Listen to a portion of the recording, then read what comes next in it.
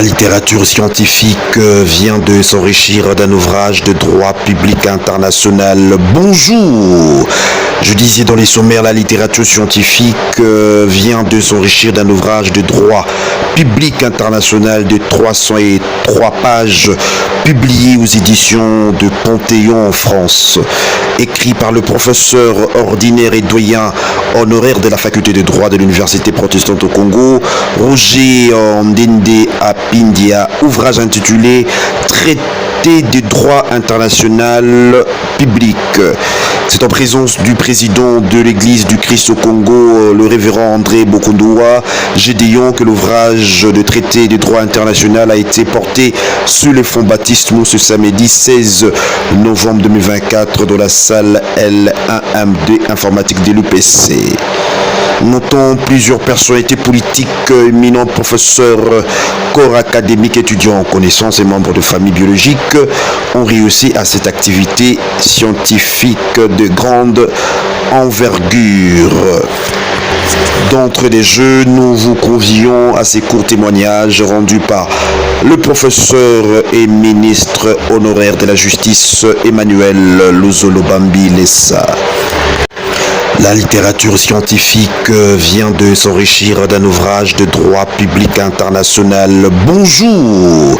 Je disais dans les sommaires, la littérature scientifique vient de s'enrichir d'un ouvrage de droit public international de 303 pages, publié aux éditions de Panthéon en France, écrit par le professeur ordinaire et doyen honoraire de la faculté de droit de l'Université protestante au Congo, Roger Ndende Apindia, ouvrage intitulé Traité de droit international public. C'est en présence du président de l'Église du Christ au Congo, le révérend André Bokondoa Gédéon, que l'ouvrage de traité de droit international a été porté sur le fonds baptismaux ce samedi 16 novembre 2024 dans la salle L1M2 informatique de l'UPC. Notons plusieurs personnalités politiques, éminents professeurs, corps académiques, étudiants en connaissances et membres de familles biologiques ont réussi à cette activité scientifique de grande envergure. D'entrée des jeux, nous vous convions à ces courts témoignages rendus par le professeur et ministre honoraire de la Justice.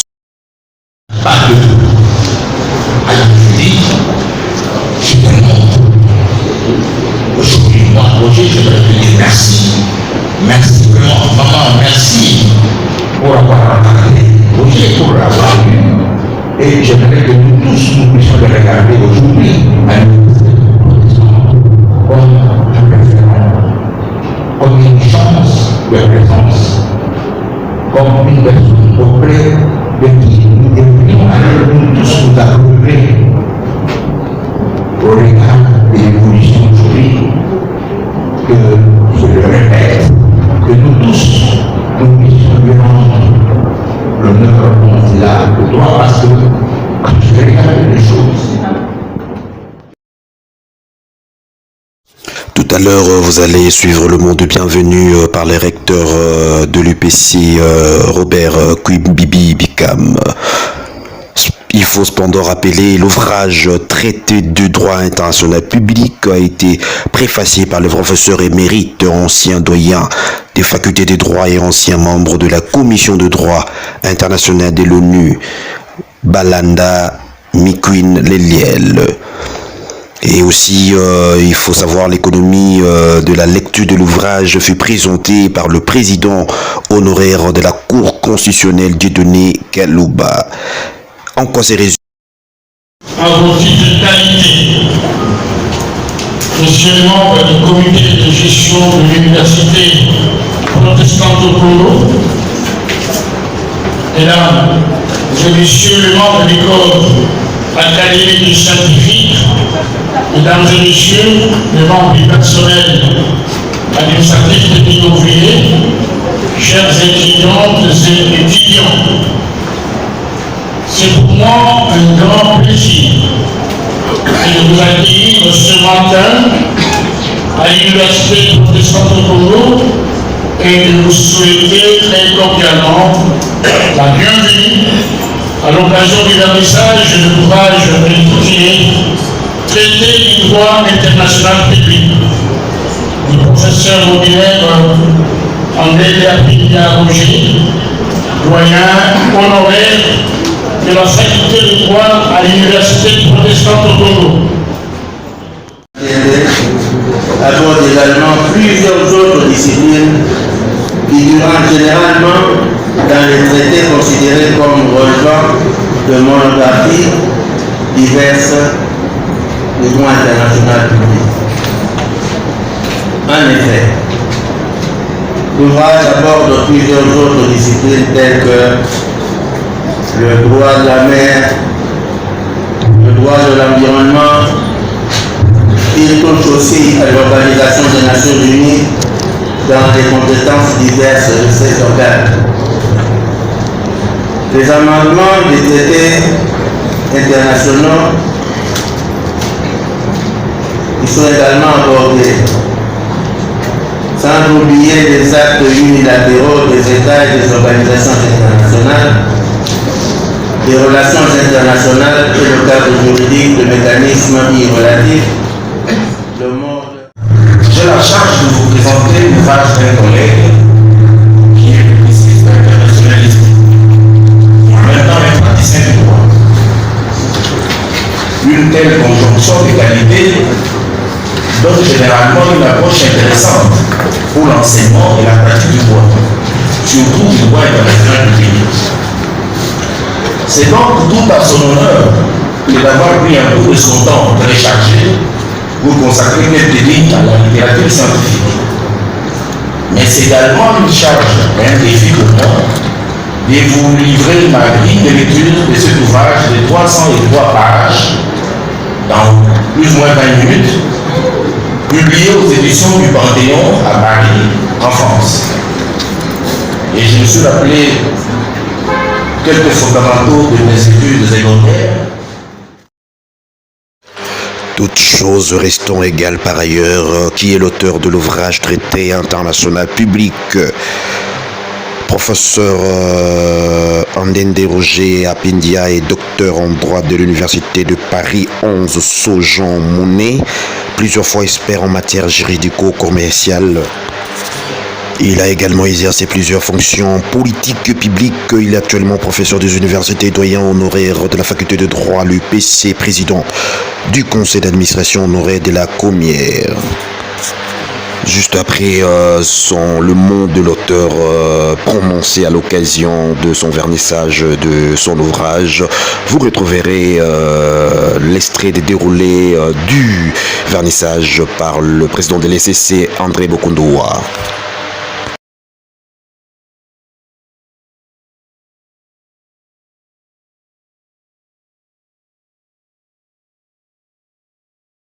Pour annihiler les méfaits et les objectifs de nous soumettre. En effet, ces animateurs, qui sont des individus, se retranchent derrière leurs oripeaux et l'étiquette des représentants des États, des institutions, et commettent ou tolèrent la commission des violations massives des droits de l'homme à travers le monde, et de ce fait, désacralisent ainsi l'homme, d'où tous les espoirs fondés sur ces règles se sont soit estompés, soit produits et ceinturés. Enfin, quatrièmement, celle du déni d'application des textes juridiques et des sanctions en droit international. Pour cela dit, en effet, des voix célèbres s'iront pour stigmatiser l'inexistence, l'inefficacité du droit international et l'absence de sanctions. Et je réponds dans ce ouvrage que l'Ouest s'en fout. Le droit international est une branche du droit et qui comprend tous les textes juridiques ainsi que internationaux, donc tous les compartiments de la vie internationale, assortis de sanctions, comme toutes les branches du droit. Le problème qui se posait avec amitié est celui de l'application de ces textes et de sanctions. Encore une fois, ce sont les animateurs des États et des institutions internationales, c'est-à-dire des individus qui ne respectent pas les textes ou qui ne les appliquent pas, ou les appliquent de façon intéressée, biaisée ou sélective. qualifie de déni d'application des textes. Et ce déni produit beaucoup d'effets pervers comme des frustrations, des injustices, des discriminations, les clivages, la déconstruction de l'environnement, le saignement des économies, la maladie, les rébellions carrées, la pauvreté et in fine la létalité. Donc il faut toujours procéder devant un abri juridique, faire des distinguos entre d'une part les textes et les règles juridiques qui existent, et d'autre part la non-application de ces règles par certains animateurs. Voilà, d'une manière très essentielle, le message qui transmet de cette idée. Pour les volets de notre vie. Et j'aime un psaume, le psaume 130, qui dit, voilà qu'il est beau, qu'il est agréable pour les frères de demeurer ensemble. Parce que c'est là que le Seigneur envoie la bénédiction. Si nous nous mettons ensemble, nous verrons la bonté de ce pays. J'ai dit au lecteur, est-ce que vous avez entendu les mots qui sont dans l'hymne national? Nous sommes les produits d'un sort. Et nous devons vivre ce sort par l'effort. Et l'effort, c'est se mettre ensemble. C'est avant de baptiser. Je te baptise pour que tu ailles de l'avant, pour que tu brilles. C'est au nom du Père, du Fils et du Saint-Esprit. Amen. Amen.